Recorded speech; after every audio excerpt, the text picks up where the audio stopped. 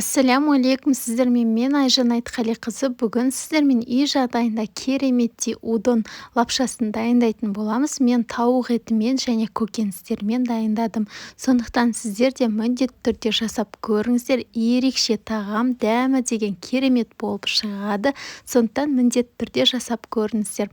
Ең алдымен бізге тауықтың төс еті, пияз және помидор, көкөністер қажет болады. Ең алдымен тауықтың төс етін жақсылап жуып аламыз да, оны ұзыншалап турайтын боламыз. Неғұрлым жұқалау турасаңыздар, әдемі көрінеді, қуырылған кезде де ұзын-ұзын болып.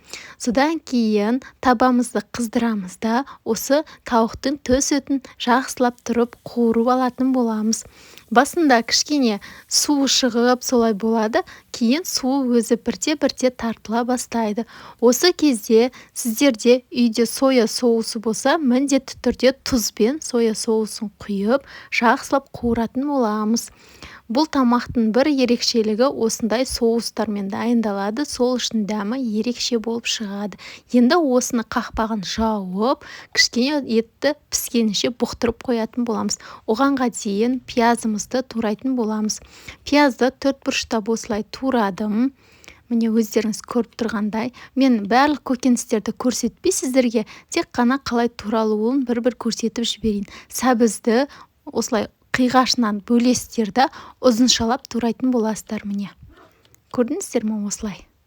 Одан кейін кез келген бұрыштарыңызды қоссаңыздар болады. Неғұрлым әртүрлі бұрыш қоссаңыздар, соғұрлым тамақтың түрі әдемі болады. Мынау сарымсақ біздің чеснок, мынау сельдерейде тамаққа ерекше дәм береді. Сондықтан міндетті түрде бар болса қоссаңыздар жақсы дәм береді. Қызанақты ұзыншалап осылай турайсыздар, міне өздеріңіз көргендей. Одан кейін ортасынан осылай бөліп жібересіздер. Біздің міне жаңағы тауықтың төс еті жақсылап жұмсарды. Енді осыған пиязымызды саламыз да, 1-2 минуттай жақсылап қуыратын боламыз.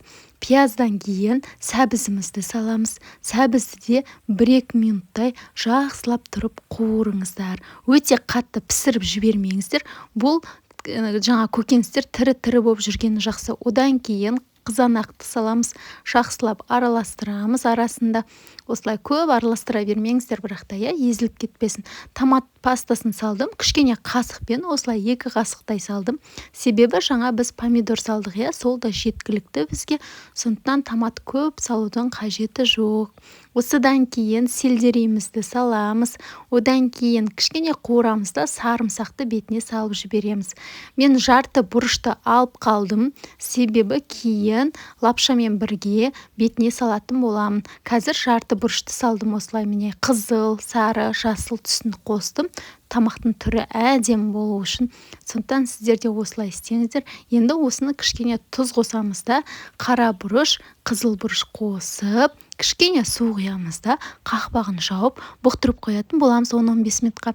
Суымыз қайнады, қайнап тұрған суға тұзымызды салып, лапшамызды салатын боламыз. Менде осындай дайын лапша, сондықтан сіздер де удонның өзіне арналған лапшасы бар, соны алып қоссаңыздар болады. Енді менде мынау соус жаңа терияки дейді, осындай тамаққа арналған, сондай соус қосыңыздар міндетті түрде. Одан кейін дайын жаңағы подливымызды қосамыз да, бетіне бұрышымызды салып, жақсылап тұрып араластырамыз. Осымен біздің тамағымыз дайын болды. Өте жеңіл, жегенге ерекше болады. Бұның ең бастысы сол дәмінде ғой. Содан кейін сіздер лапшаны араластырған кезде қатты езбей, астан жоғарыға қарай жайлап араластыратын боласыздар. Салған кезде де осылай әдемілеп, асықпай салыңыздар. Қаласаңыздар осылай әрлеп, сәндеп, бетіне көк пияз сеуіп берсеңіздер керемет болып шығады. Сіздермен бірге болған Айжан Айтқалиқызы.